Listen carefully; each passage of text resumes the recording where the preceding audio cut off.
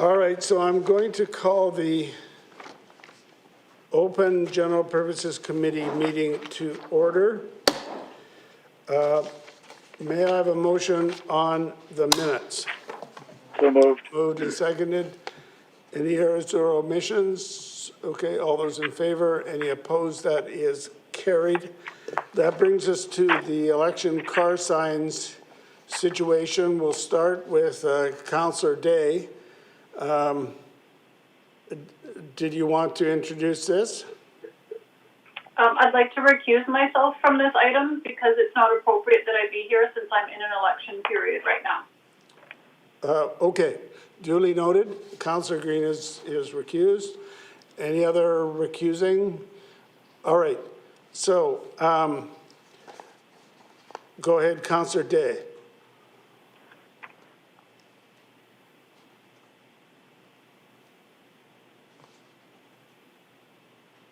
You're on mute. Essentially. I did notice on the agenda that my rationale is not in there, and I just want to quickly go over that and then go into what I'm doing. So basically, this bylaw says that you can't have election signs on your vehicle, and the bylaw is redundant. And the reason that I brought this forward is because staff has indicated that they haven't ticketed for obvious what I would consider personally obvious infractions. And so we don't want to put ourselves in a position of being sued for lack of freedom of speech, which could happen the way the bylaw sits right now. And so that's why I brought this forward. So why this came to my attention was there was a candidate that had a truck with large signs on Facebook. I never saw it myself, but I saw it on Facebook. And this particular candidate was obviously there for the day. There was a lawn chair. They were handing out brochures. And the signage is quite significant, a minimum of 100 square feet of signage on this full-size, oversized van. So when staff were asked to deal with it, Christine Chin, the sign business inspector, wrote back that the candidate in the photo appears to be using a branded vehicle as transportation rather than parked stored primarily for the purpose of displaying the political sign. The vehicle was not parked or stored in a stationary location, but was observed in Steveston area and again today at the Oval. And so I've got another picture here. Now, this is again another Facebook posting. This isn't the picture I took. And on this one, it's interesting because it says vote for the candidate, Richmond Steveston. And the same thing with the Facebook, And so my point is that we either have a bylaw that has a purpose or we don't. If we're not going to enforce it, then let's just admit it's a failure and take it off the books. The other thing I wanted to point out is I did some digging, and according to the Canadian Charter of Rights and Freedoms, paragraph 2B, it states that really electoral expression is the linchpin of the freedom of expression. And in the past, the Canadian courts have interpreted Section 2B as being very broadly used. They're not trying to squash people's ability to have freedom of expression, and certainly not freedom of, a political or electoral inspection. So from my perspective, the courts have been very clear on this, and there is, and as our lawyer for the city, Anthony Capunchinello, has pointed out, there is no absolute prohibition. This is a real gray area, and I think we're setting ourselves up as a city for potentially being sued for, technically Canadian Charter of Rights Freedoms infraction. So, but then the next part of this is that it states quite clearly in the BC Motor Vehicle Act that basically that you cannot have limitations or bylaws. It says here, the council of a municipality may by bylaw not inconsistent with these provisions ticket a vehicle. So if it's not in there, we can't ticket for it, is what they're saying, if you look down. And if you go further into the BC Motor Vehicles Act, they are specific about things like window tinting and things like that, but they don't care about election signs on cars. So we can't unilaterally ticket for something that's not even in the BC Motor Vehicle Act. So from my perspective, we have three problems. The first is the bylaw has not been enforced. The second is the bylaw cannot be enforced under the Canadian Charter of Rights. And the third is that it's not a recognized infraction under the BC Motor Vehicles Act. So I'm asking that we strike Section 1.1.2G that states a person shall not place or permit or be placed on public or private property a political sign, and that a vehicle sign being a political sign of any type displayed on a vehicle, including a truck trailer, that is parked or stored primarily for the purpose of displaying a sign. The city can't prove it, and I know that it's been asked in the past, so I'm parked in front of a polling station, and you can't say it's there for the sole purpose of intent. But I do believe that the other sign bylaws that we have regarding election signs clearly say that there can be no sign whatsoever within 100 meters of a polling station. So we're covered on that, because it would be grossly unfair if people park their vehicles with signs all over them right in front of a polling station. Obviously, that's going to sway people's votes. But the bylaw regarding elections and election CC bylaws clearly state that you cannot be within 100 meters of a polling station. So we're covered one way or the other by the other rules. We don't need this one. And I worry that someday someone's going to sue us, and we need to take it off the books. Thank you. Tony, before we go to Linda McPhail, I'd like you to reply to that because from my guess is that you will differ with that opinion significantly. Yes, Your Worship, if I may. There are a few points made that I would like to respond to. First, I have provided an opinion that the provision is constitutional, that it would survive a charter challenge. I recognize that I make the point that even though the freedom of expression may be infringed, that infringement is permissible provided you comply or you satisfy the Section 1 argument. I believe that, and for the reasons that I've stated, that it would satisfy. This provision is not about restricting content, and it's not an absolute ban. It's a very limited prohibition. There are legitimate objectives which the bylaw seeks to achieve, and the impairment, if any, is minimal, and it's certainly not disproportionate. Those are reasons that have been used by the Supreme Court of Canada to justify or to find that an infringement is nevertheless constitutional under Section 1. I do recognize, I do also make the point that when it comes to enforcement, like many provisions, there are circumstances where at one end of the spectrum it's very clear there's an infraction.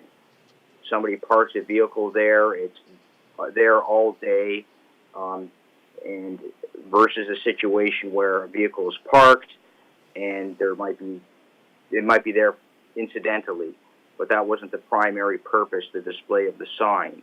There's always a gray area. It's very fact-specific and fact-driven, but there certainly are, in my opinion, circumstances where it would be a clear infraction. And so there are also other considerations that come into play when it comes to enacting a provision like this. There are reasons, aside from, placement, there are safety reasons why signs shouldn't be in certain areas, why there are certain approvals that are required, whether it's obstructing sight lines, whether it's for some other reason. And I'm not providing an exhaustive list of what were the factors or objectives sought to be achieved when this section of the bylaw was enacted. But what I will say is that this provision was enacted so that there was an alignment between the sign regulation bylaw, which prohibits all signs, virtually the same wording. And the only reason this prohibition was added to the political or the election and political signs bylaw was for consistency reasons, because there was an exception made in the sign bylaw that said this bylaw does not apply to circumstances caught by the election and political signs bylaw. So the point is, it's not looking at one bylaw in isolation of the other. It's the city enacting legislation or a bylaw in accordance with what's permitted under the community charter. On the final point regarding the Motor Vehicle Act, I respectfully disagree that it has to be enumerated in the Motor Vehicle Act.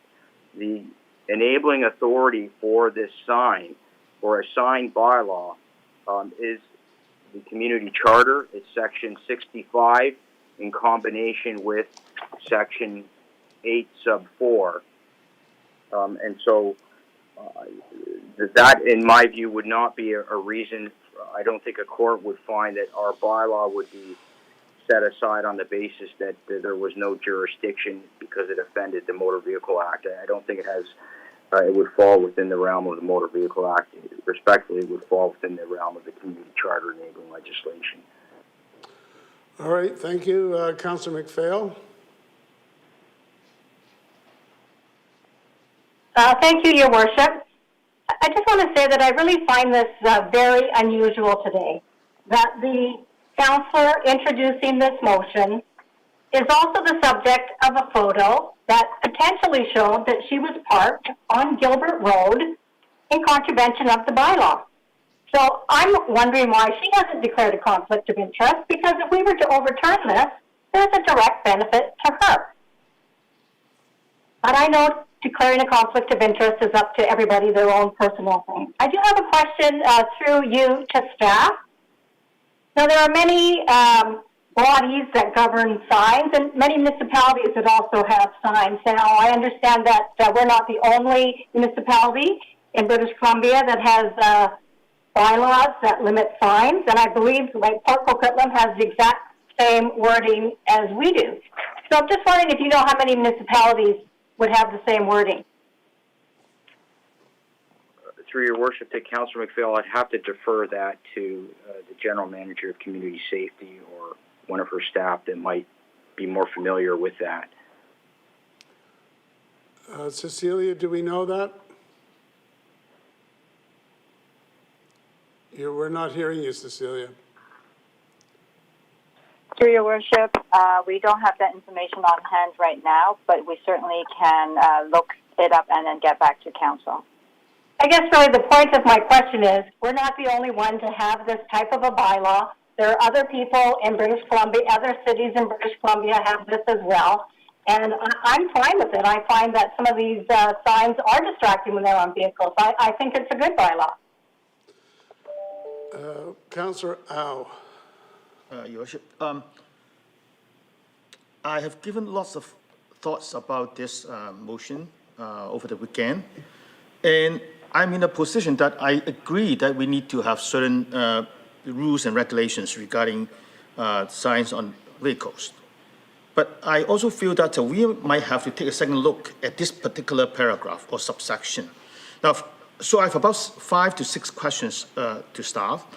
The first one is, what is the purpose or intention of section G? Now, I can see that for ABC, for example, the sign can be too big or, too high because, it can cause risk to other people. But for a stationed car being parked at a certain place with a political sign, why is it being prohibited? What is the objective here? What are we trying to achieve by not allowing this kind of action? I cannot see the Well, rationale. let's get an answer. Tony? Do you know? Through your worship to Councillor Al, I will answer it in part, and then I will also defer to the General Manager of Community Safety. One of the reasons that I would say would apply here is that when it comes to having a permission to erect a sign, there's certain specifications that have to be met. And many of these specifications are driven by safety considerations, like does the sign block sight lines, is it in an appropriate height, etc. And if you have no regulation at all, and you have vehicles that have signs on them that violate all these things, the normal requirements that you would need to meet to be issued a permit, then I think you have a problem. Because conceivably, you could have an enormous sign parked or affixed to a vehicle that's parked in an area that will obstruct sight lines, will create safety issues. And so I think there's good reason, a good rationale to have this limited prohibition, because it would be inconceivable to draft a bylaw to identify areas where you could park a car and not interfere with sight lines, and others where it might not be such a concern. It would just be unworkable. And so the general prohibition, of the very limited prohibition, respectfully achieves, it gives consideration to all those factors that need to be considered before you have a sign that's issued a permit. Now, I'll defer to the General Manager of Community Safety. She may have more to add. Through your worship, I don't have any addition to that, but Ms. Williams, if you can maybe speak a little bit more to the intent of the sign bylaw, that would be helpful. Thank you. Through your worship to Councillor Au, the purpose of that particular clause of the bylaw was to deal with a number of problems we saw in neighboring municipalities. When we put our sign bylaw together, we hired a consultant to do a best practices scan of other municipalities in British Columbia. And one thing we heard from other municipalities is they were battling with specific signs where people would, open their business for the morning, park their truck. It would often be a truck with an A-frame sign in the back, and they would put the truck out for the day on a particular street, usually on a main street, not even close to their business, and park it there all day, carry out their business, and sometimes remove it at the end of the day, sometimes not. So this was identified by colleagues in other jurisdictions as a particular problem they were having. And so at the staff level, we were advised to include wording in the bylaw that says if it's parked just for the purposes of displaying the sign. So in this case, we would only take this to court if we had evidence that that's all it was parked for. And so we included this in the sign bylaw. And then when the election bylaw was updated, the intent there was to mirror the clauses we had in the sign bylaw so that certain aspects of sign regulation are treated the same for commercial versus election signs. Now, just for argument's sake, I would say that there's no additional risk for a car being parked properly on the street or at the curb than, in any other cases. If they are not properly parked, they can be ticketed for illegal parking, right? Not necessary for having a political sign. Now, then my second question is, if we say that you have car stationed at a certain place, it's not allowed to carry a political sign. What if there's a car carrying a political sign, just going round the block, just go round and round and round all the time? Can we stop this under our current bylaws? Through the chair to Councillor Au, we don't have jurisdiction over moving violations like that. So I'm not aware of any restriction of what you're mentioning there. Okay, so again, for argument's sake, I would say it's more dangerous for a car that's moving and carrying a sign at the same time, a political sign at the same time, than a stationed, properly parked car. And my third question is, now how is this different from if there's a person holding a political sign at a street corner?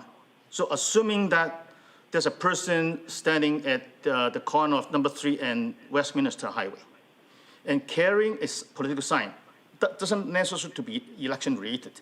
Maybe, somebody carrying a sign, political sign saying, "Freedom for Hong Kong," and station at that street corner, just for sole purpose of showing that political opinion.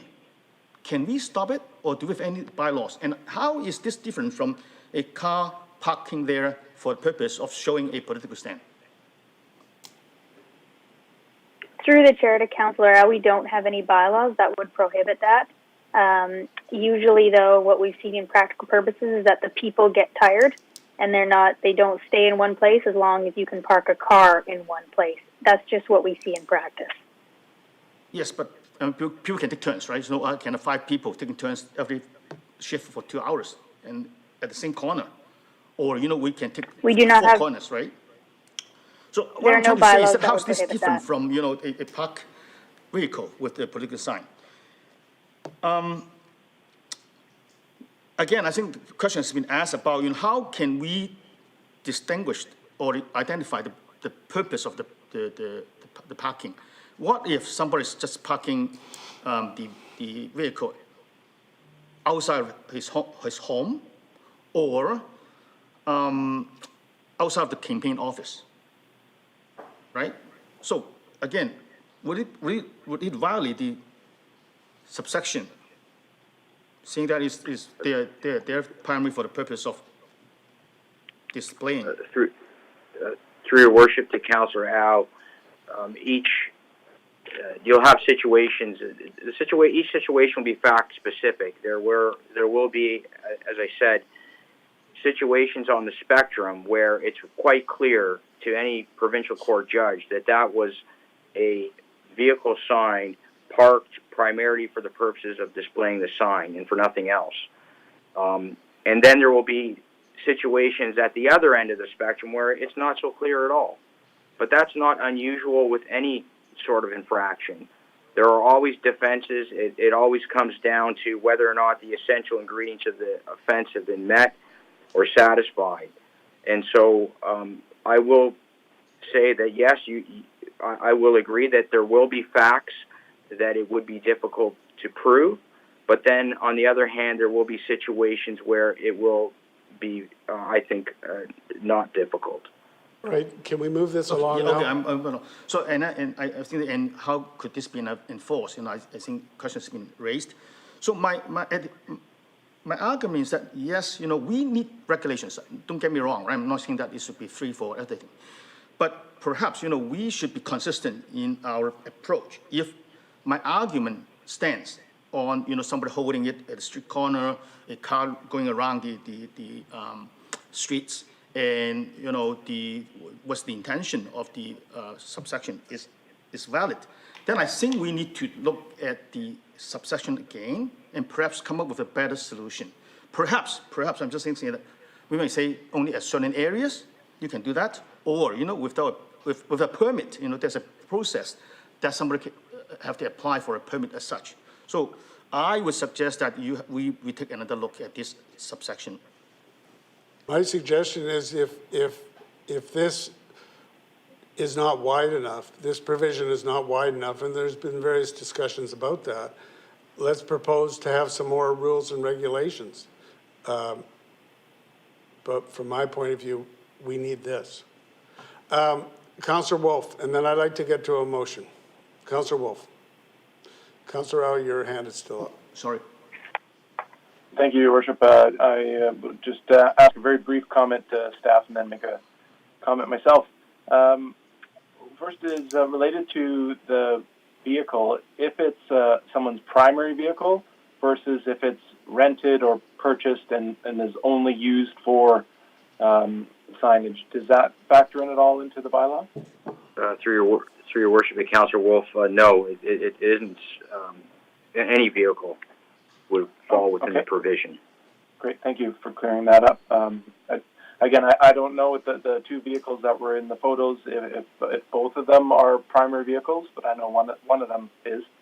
The other comparison here I wanted to make is if you look at the signage on the vehicles, one of them is clearly a campaign expense. It was put on professionally.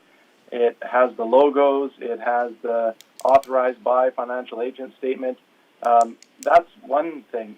The other sign is homemade, doesn't say the name of a party, is pretty much a support statement, which I could do on the back of a truck canopy that's quite dirty with a finger, write, I support, blah, blah, blah.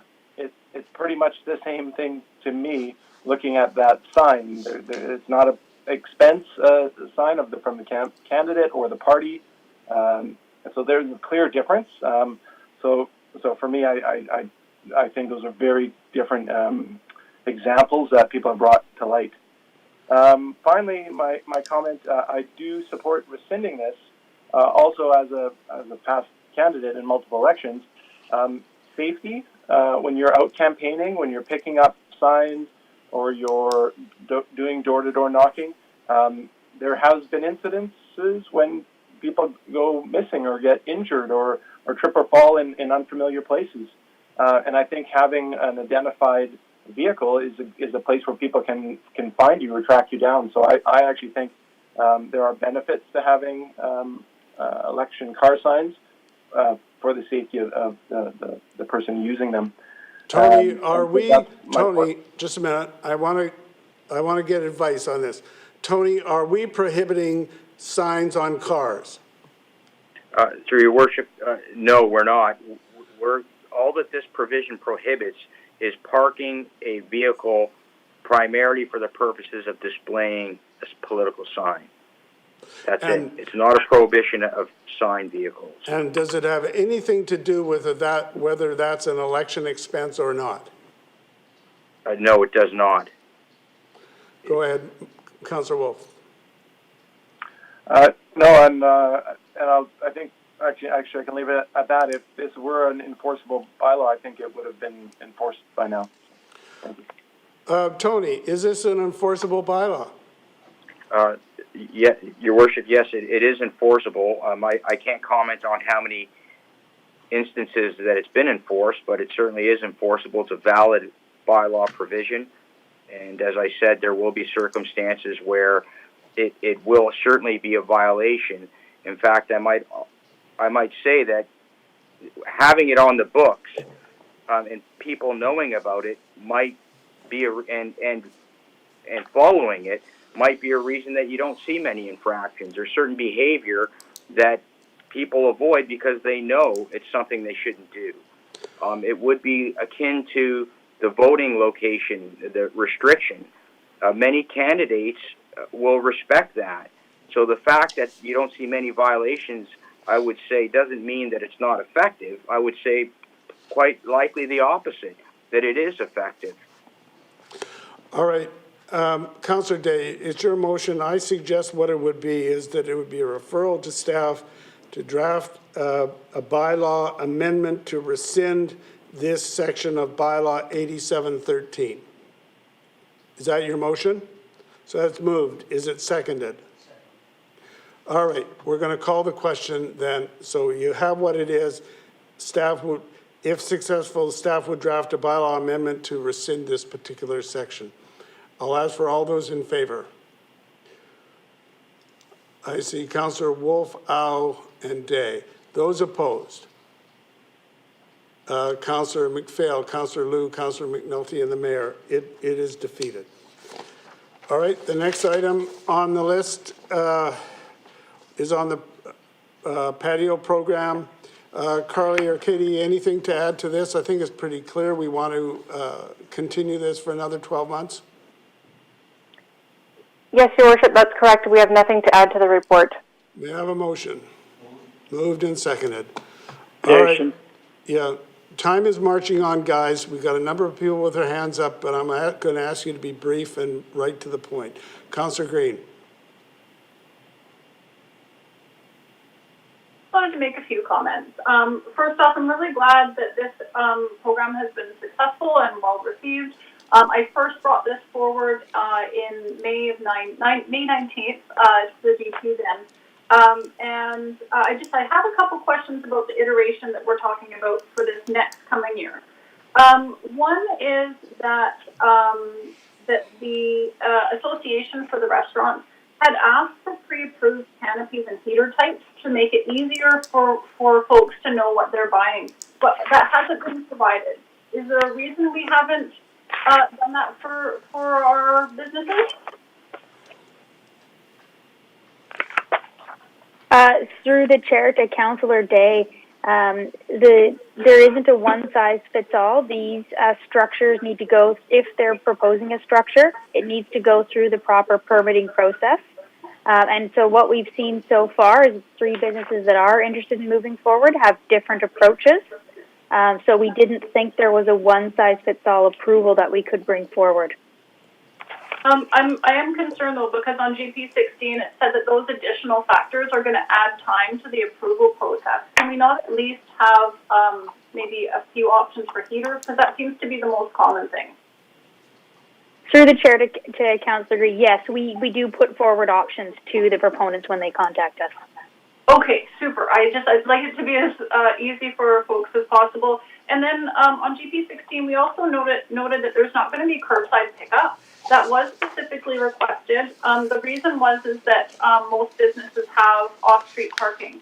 But I do know of a complex in Steveston that does not, and they have food businesses in there. And I've talked to those businesses, and they've expressed interest in having a pickup spot. Can we make that happen for them?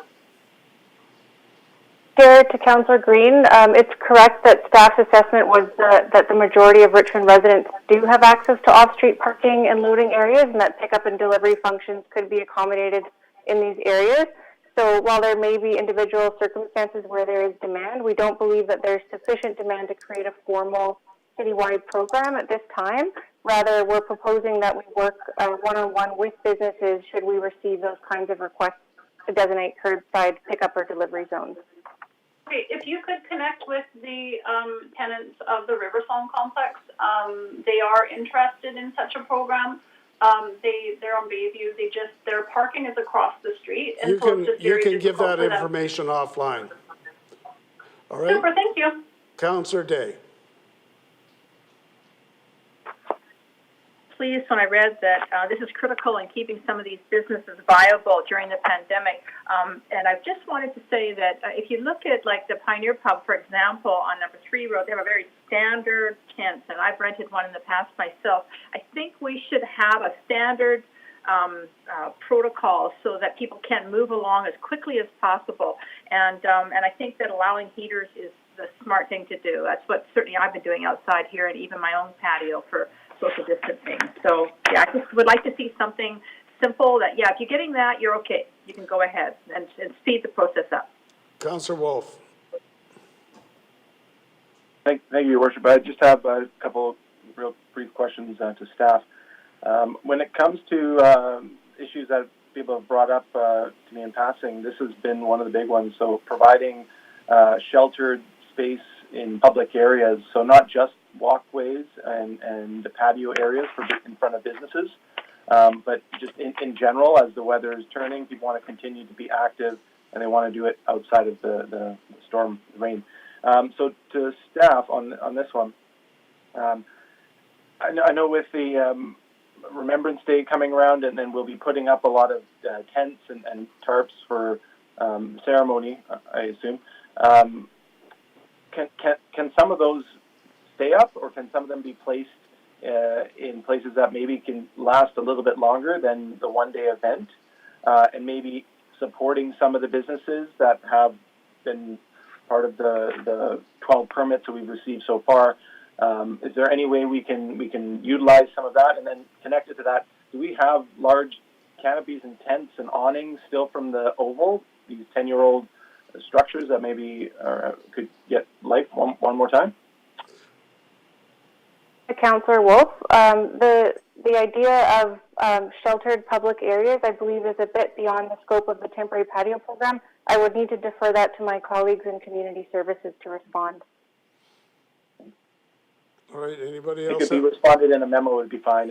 Yeah, through the matter, Councillor Wolf, certainly we can share with you a memo, but I will advise that many tents for special events are rented, especially the larger ones that require special skills for putting up and have safety implications around that. And many of our smaller tents are well used on an ad hoc basis for different groups around the city.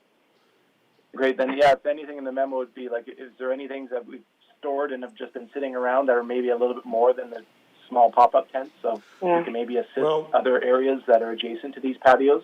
Well, there's also a prohibition on assisting businesses. So that would have to be taken into account. Yeah. Councillor McPhail. Thank you, Your Worship, and through you to staff. Well, thank you for the report. While we did have 12 businesses take up this program, just wondering if you heard from other businesses who weren't able to take up the program, or what the issues were. Like, I spoke to one restaurant and they said their landlord wasn't interested, so it was a no-go for them. And will we be continuing to promote this program, like with the chamber, through all our networks? Because there may be things that change over the next couple of months and businesses may want to take it up. For McPhail, we don't know specifically why the uptake was low in Richmond. We have heard some general feedback from local businesses that some perhaps didn't have access to adjacent outdoor areas on which to expand. In other cases, the additional costs or staffing requirements were a constraint to them.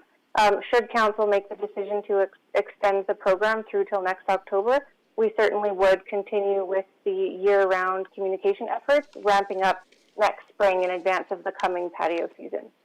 Great, thanks very much. All right.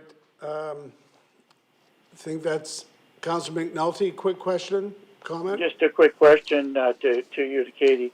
On these ones that have applied, how many parking spaces are they thinking of taking? Are they not just using public sidewalks? Through the chair to Councillor McNulty, all of the patio permits that were issued through this program were on private property. I can't speak specifically to the number of stalls. Okay, so it's all private property, and it will continue along that way. If they have space, they can continue to do it. All right, your hand is... And the other thing is, along with Councillor McPhail, I think you've got to get this kind of information back to Steveston merchants and business associations there, so that they all know what's going on. I take it there will be a communication going out to the businesses. All right, we'll call the question. All those in favor? Any opposed? That is carried. Brings us to the BC Energy Code. Someone want to move that? Recommendation. Moved and seconded. Staff, do you have anything to add to the report? I'm not hearing anything. Councillor McNulty. Okay. Through your worship, we have nothing to add. Happy to answer questions. Councillor McNulty, you still have your hand up. Is that from the previous one? Okay. Councillor Day. I really like the suggestion that staff will come up with on GP 24 and paragraph 2, that they kind of remove the percent or better for energy codes for Zone 4, which is where Richmond is, Zone 4. When you've had conversations with them, have they indicated that's a possibility, having different rules for, like, the interior as opposed to where it's warmer here on the coast? Through your worship to Councillor Day, we have had conversations, but the answer has been consistent. They wish for one-step code regime for the entire province. Is there something we can do to lobby the minister, or would a letter from council help? Well, that's what the resolution is. Yeah. Well, something more strict. Thank you. Councillor Wolf. Yes, thank you, through your worship, to staff on this one. I'm in support of, unless there's more discussion that'll change my mind, but option 1, we're all in this together. Everyone's sharing the same emissions that we're putting out. So for me, option 1 is what I'd like to put forward. But some questions first. Looking into, the report also mentions on page 23 what the City of Vancouver has in their statement, that they're committed to this, but they're wanting to exclude the percent better. So I think that's kind of in line what we're to state with this. My question to staff is, City of Vancouver has a zero emissions building plan, and I know for us we have the CEEP, the Community Energy and Emissions Plan, and in there strategy 2 refers to new developments, and I just don't know if is that our answer, is that our strategy and plan, what I see as the strategy 2 with the actions, because to me it's missing the goals that are set of when we want buildings to actually be zero emissions, and some of the targets that our neighboring municipalities are aiming for. I'm not sure if this would be a good time to get a referral to actually develop that strategy with goals and timelines. It's separate from the CEEP document, or leave it as the CEEP is developing. So staff can comment on that. Thanks. Through the chair. Yeah, through the chair to Councillor Wolf. That work is already underway on the new Community Energy Emissions Plan 2020 to 2050. We have targets that are council supported in terms of the 8 overall directions for the new plan. 50% community reduction by 2030 and effective decarbonization by 2050. So our targets are very much in line with other leading or local governments in BC, and certainly City of Vancouver in that regard. So that supports that, but the step code is one of the key levers for achieving that in terms of our new construction. And this same situation exists for most local governments that are regulating with the step code, so it's a pretty key issue. All right. Again, I'd like to make the motion if now or when Your Worship allows, the option number 1, because I think different areas can always do better, but I think the standard needs to be applied across the. Well, what option are you talking about? Where are these options? Option 1 is under the next steps on page 24, GP 24. Well, so that's which statement do we want to say in the letter? Isn't that basically the essence of what we're saying? But I think we would just say number 1 only. I want to hear from staff. Through Your Worship to Councillor Wolf, His Worship is correct. The essence of this report is to encourage Council to write a letter to the province in protest of the new options that were devised in achieving step code levels. We are proponents of keeping the absolute figures that are associated with each step or each elevating energy efficiency as represented by each step. All right, Councillor Green. Yeah.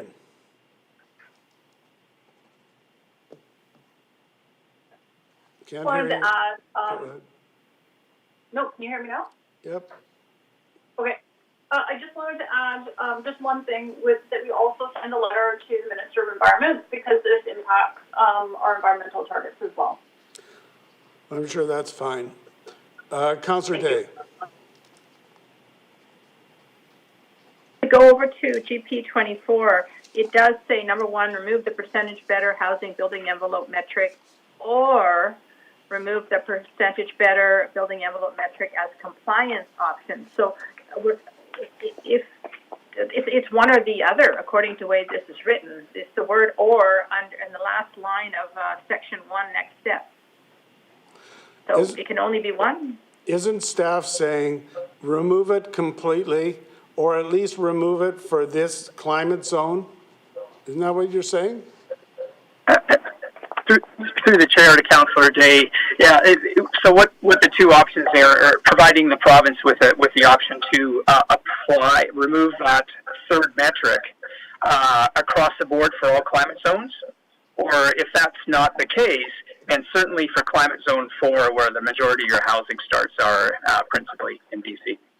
Okay, so just to be clear, you're hoping they're going to remove it for the whole province, but worst case scenario, we would just remove it for our zone. That's correct. Okay, thank you. All right, Councillor Day and Wolf, you've got your hands still up. I'm going to call the question. All those in favor? Those opposed? It's carried. Brings us to the Alexandra Greenway Integrated Public Art Project. Bilyana Velkova, do you have anything to add? or anybody else from that department? No? Nothing to All add, right. but I'm here. Move the recommendation. Moved and seconded. Counselor Day. You're The muted. last, Go ahead. no? Okay. I drove by the other project that we did on Lansdowne that went from basically number 3 road to the Rona area, and all that thermoplastic paint is peeling and worn out. And I don't feel that spending $50,000 on painting designs on a sidewalk, which we can see in GP 46, is going to enhance the nature in that area. I would rather move that we spend similar amount of money on vegetation and plantings and potentially bird habitats, like tall bird houses or eagle nests that could be up high, like the poles, to welcome the wildlife into the Anderson Greenway, Alexander Greenway, sorry. So I'm not going to be in support of this, and I would suggest that the councillors take a drive down Lansdowne and see how awful that all those triangles look. It's completely worn out. It didn't last as long as we thought it did, and I won't be supporting doing it again. Thank you. Councillor Green. For staff, one is this the same paint that's used on the railway corridor where we get a lot of foot traffic there? Through the chair to Councillor Green, I believe it's the same thermoplastic paint, yes. Okay, it seems like it's got a shelf life of about 10 years, correct? Through the chair to Councillor Green, we've been told between 10 and 15 years or the lifespan of the asphalt paving. Oh, okay.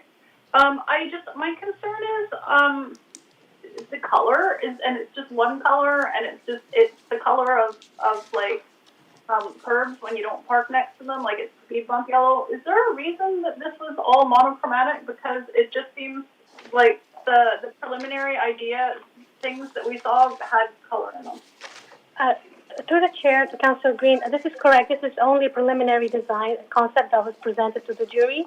We do have the option to use a number of colors and work with the artists to come up with the best color for visibility, for accessibility, and for the concept as well. But this is just for the purposes of the concept. Oh, okay. The design is lovely. I'd just like to see it not so monochromatic and not speed bump yellow. Okay, Councillor Wolf. Thank you, Your Worship. My questions to staff are the consultations that were made to bring this forward. Who have the artists consulted with?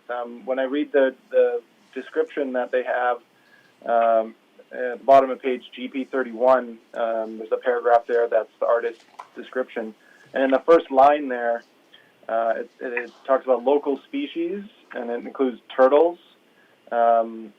I'm not sure where they're getting that from. If they are talking about the red slider ones that people buy at pet store or used to buy at pet stores and to deposit out into the community, they're an invasive species.